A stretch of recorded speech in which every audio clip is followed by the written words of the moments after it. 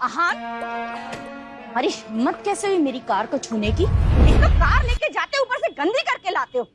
अभी इसे साफ करो, अपनी शर्ट उतारो और उसी से साफ करना। कहीं से भी कार का इंतजाम करो, टैक्सी मंगवाओ, भीख मांगकर पैसे लाओ, पर मुझे एयरपोर्ट कार से ही जाना है। अच्छा, ये आहान है। ओह, तुम नहीं बताती तो मैं इसे तुम्हारा ड्राइवर समझ रही थी। तुम वहाँ क्या कर रहे हो? सामान लो और पीछे आओ। तुम चाहते हो शनाया सामान उठाए? नहीं ना? घर जमाई बेरोजगार फटेहाल आहान खुद के ससुराल में एक नौकर की तरह रहता था। हर कोई उसे जलील करके चला जाता था। करोड़ों का नहीं है, नकली है। ब्लू ओशन डायमंड की नकल है। शादी के बाद भी आहान को शनाया के साथ एक कमरे में रहने की परमिशन नहीं थी। उस रात अचानक शनाया चौंक उठती है। ये क्या? उस डायमंड से तो नीले रंग की रोशनी निकल रही है। वो ब्लू ओशन डायमंड अंधेरे में भी जगमगा रहा होता है। वो हड़बड़ाकर नेकलेस फिर से उठाती है। दूसरे दिन शनाया जावेरी ज्वेलर के यहाँ पहुँच उस सेल्स गर्ल को वो नेकलेस दिखाती है। उसे देख सेल्स गर्ल चौंकते हुए कहती है, ये हमारे शोरूम का सबसे महंगा डायमंड नेकलेस है। बड़े बड़े रईस भी इसे खरीद नहीं सकते। कल ही तो इसे मिस्टर रायसादा लेकर गए थे। तुमने उनके यहाँ चोरी की है क्या? दामाद जी, ये मेरी सैंडल टूट गई, इसे रिपेयर करवा लाओ और फिर एक पार्टी में मुझे छोड़ देना। वहाँ रुकना नहीं, अरबपति लोग हैं वो, तुम्हें देख लेंगे तो हमारी बेइज्जती हो जाएगी। ऐसे ऐसे काम भी आहान को ही करने पड़ते थे और आने जाने के लिए उसके पास थी सिर्फ एक पुरानी बाइक।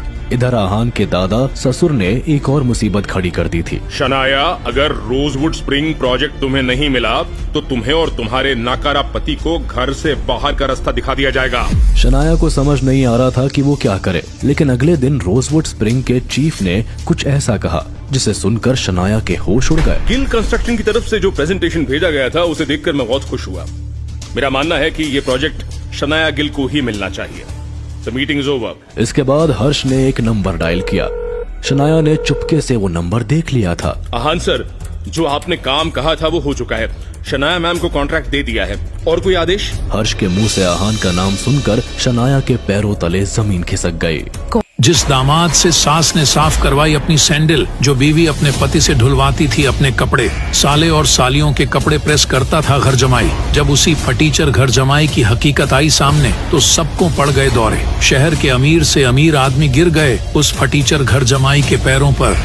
कहने को तो मैं शहर के सबसे अमीर खानदान का दामाद हूँ, पर मेरी औकात तो इस घर के कुत्ते से भी कई गुजरी है। तुमने एकदम सही सुना है। मैं ही हूँ वो बदनसीब पति जो अपनी बीवी से गालियाँ खाता है। सिर्फ उसी से नहीं, मेरी सास, मेरा साला, मेरी साली सब मुझे अपने पैरों की जूती समझते हैं। जूती। और इन सब के पीछे की वजह भी तू खुद है आहान। तू ये कैसे भूल गया कि तू आहान है, आहान सिंह रायजादा। बड़े बड़े लोग तुझसे मिलने के लिए महीनों तक इंतजार करते हैं। तू चाहे तो इन जैसे हजारों करोड़पतियों को चुटकी में सड़क पर ला दे, तो फिर तू ये जिल्लत भरी जिंदगी क्यों जी रहा है? क्यों बना हुआ है इनका नौकर? क्योंकि मैं मजबूर हूँ। आज से 2 साल पहले अगर मैं उस शर्त में नहीं बंधा हुआ होता और वो हादसा नहीं हुआ होता तो आज ये सब मेरे कदमों में होते। आइए सुनते हैं ऐसी कहानी जो पिछले कई महीनों से हो रही है ट्रेंड नंबर 1 पे। ऐसी कहानी जिसे सुनने के लिए लोग तैयार हैं लाखों रुपए देने के लिए। तो बिना देर करे नीचे दिए गए इंस्टॉल बटन पर क्लिक करिए और सुनना शुरू कीजिए ये दिलचस्प कहानी। याद रखें, ऐसा मौका दोबारा नहीं आएगा। आइए सुनते हैं एक ऐसी कहानी जिसने अमेरिका से लेके ऑस्ट्रेलिया तक मचा दी है धूम, बना लिया है लाखों लोगों को दीवाना। अब पहली बार हिंदी में, वो भी खास आपके लिए, शुरू से एकदम फ्री।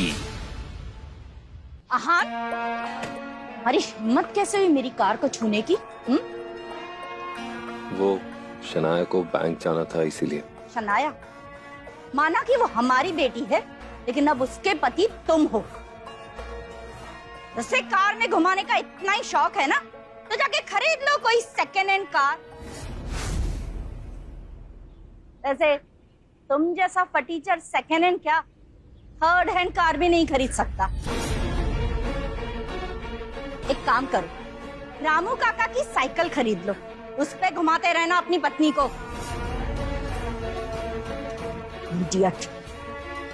हे गॉड, एक तो कार लेके जाते ऊपर से गंदी करके लाते हो। अभी इसे साफ करो, अपनी शर्ट उतारो और उसी से साफ करना, समझे?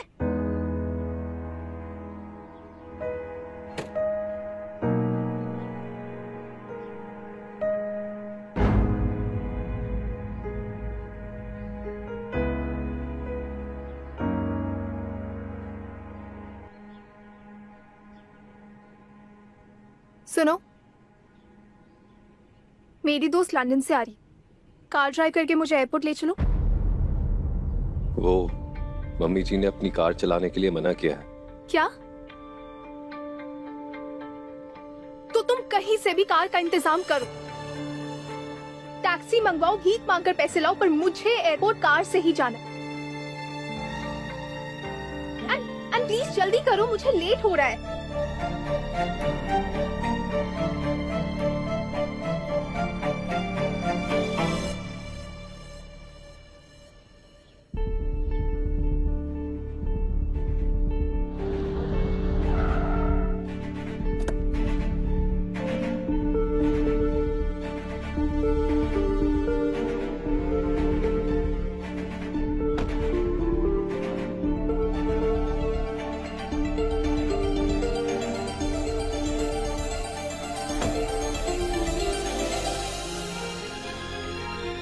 टू 704।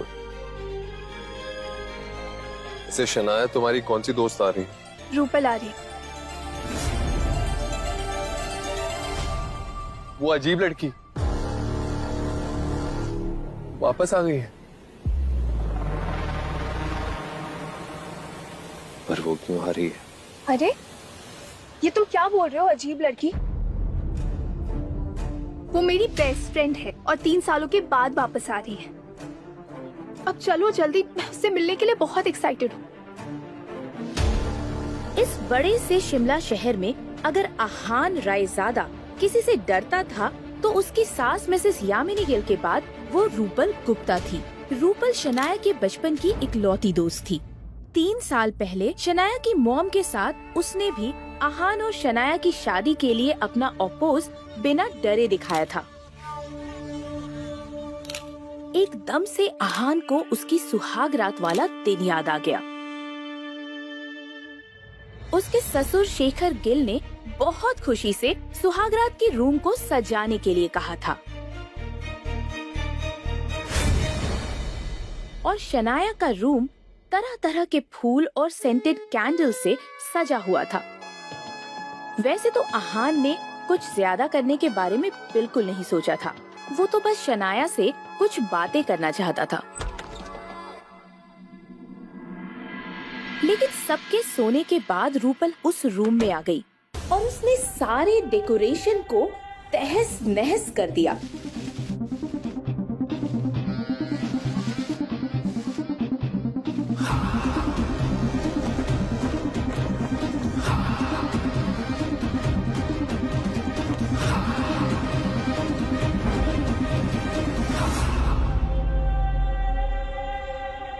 रूपल इतने पर ही नहीं रुकी, उसने तो आहान को ये धमकी तक दे डाली कि अगर आहान ने शनाया को कुछ करने की हिम्मत भी की तो वो आहान को स्ट्रिपर्स क्लब में ले जाकर नचवाएगी।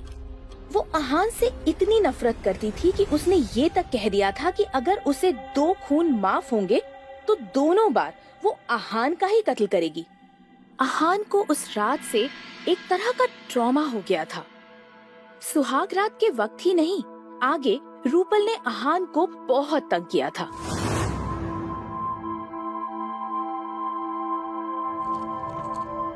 वो तो आहान की जान तब छूटी जब शादी के 1 महीने बाद ही रूपल पढ़ने के लिए लंदन चली गई।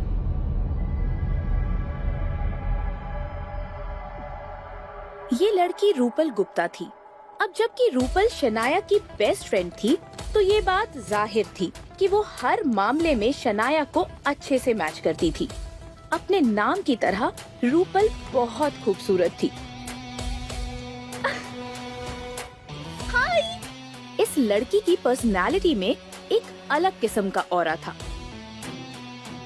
Welcome back to India! I missed you. चल चल, या I used to miss you यार। अच्छा 1 सेकेंड, मैंने सुना इंडिया की सबसे बड़ी कंपनी स्प्रिंग कॉर्पोरेशन का प्रोजेक्ट मिल गया है तुम्हें। वो? हाँ। अब वो प्रोजेक्ट मिलने में शायद आहान का ही कोई हाथ है। आहान ने मदद की तुम्हें? शनाया प्लीज तुम मजाक मत करो। हम स्प्रिंग कॉर्पोरेशन की बात कर रहे हैं, कोई बैंक में चेक जमा करने की बात नहीं कर रहे हैं। अच्छा, तुम्हें मुझ पर यकीन नहीं हो रहा है तो आहान से ही पूछ लो। अच्छा, ये आहान है। ओह, तुम नहीं बताती तो मैं इसे तुम्हारा ड्राइवर समझ रही थी। शनाया से ये बात छिपी नहीं थी कि रूपल और आहान का 36 का आंकड़ा था, और अगर रूपल ऐसे ही बातें करती रही तो आहान उसके साथ झगड़ ही पड़ता। रूपल, तुम्हें जरूर भूख लगी होगी ना? क्यों ना हम पहले किसी अच्छे से रेस्टोरेंट जाकर खाना खा लें? शनाया, एक तुम ही हो जो मेरी इतनी ज्यादा फिक्र करती हो। तुम्हें पता है, बाहर का खा खा के मेरी हालत खराब हो गई थी। मेरे इंडिया वापस आने का सबसे बड़ा रीजन यहाँ का लजीज खाना है। अब जल्दी से चलो, कुछ मसालेदार खाते हैं। एक सेकेंड, तुम वहाँ क्या कर रहे हो? सामान लो और पीछे आओ। तुम चाहते हो शनाया सामान उठाए, नहीं ना? चलो चलो चलो शनाया। अच्छा शनाया, जब तुम्हें आहान इतना पसंद है नहीं तो एक काम करो, जितना जल्दी हो सके इसे छोड़ दो। मैं एक काम करती हूँ, तुम्हें यहाँ के कुछ अच्छे और खानदानी लड़कों से मिलाती हूँ।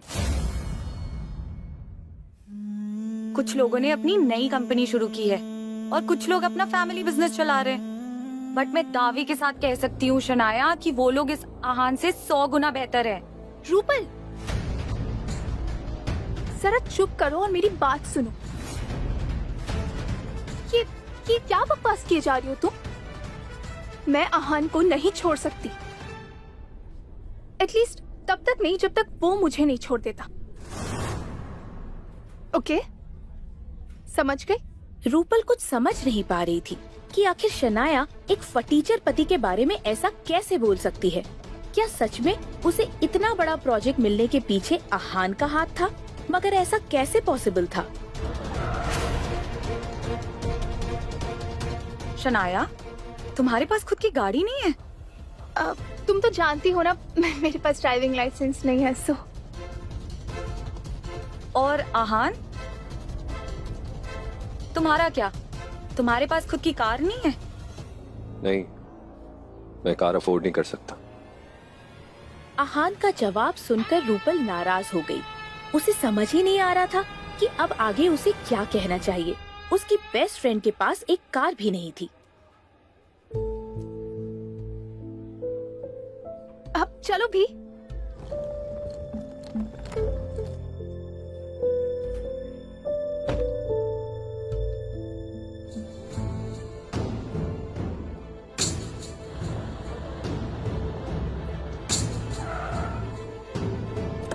वो तीनों इस वक्त शिमला के सबसे फेमस रेस्टोरेंट प्राइड में थे। लिसन, मैं और शनाया अंदर जा रहे हैं, तुम मेरा सामान लेके पीछे से आओ। Okay, let's go Shanaya. Pride restaurant की हर चीज इंडिया की रिच हिस्ट्री को डिफाइन कर रही थी। यहाँ पर आपके पास कोई प्राइवेट रूम अवेलेबल है? हम 3 लोग हैं, हमें ना टेबल भी चलेगा। वो ये सोच के ही घिन से भर जा रही थी कि उसे आहान जैसे फटीचर के साथ एक टेबल पर बैठकर खाना होगा। तभी रेस्टोरेंट के मैनेजर ने जवाब दिया। गुड आफ्टरनून मैम, माफ कीजिए लेकिन ना ही हमारे पास प्राइवेट रूम अवेलेबल है, ना ही कोई टेबल। कोई बात नहीं, हम फिर कभी आ जाएंगे। अभी हम कहीं और चलते हैं। अरे आहान सर, आप ये सामान क्यों उठा रहे हो? मुझे कॉल करके बुला लिया होता, मैं उठा लेता सामान। एक्सक्यूज मी, शायद आपको कोई गलतफहमी हुई है। ये हमारा नौकर है, हमारे ही साथ आया है। नहीं मैम, मुझे कोई गलतफहमी नहीं हुई है। और मैं इन्हें कैसे नहीं पहचानूंगा? आहान सर के वजह से हमारा ग्रुप ऑफ होटल इतना बड़ा हुआ है।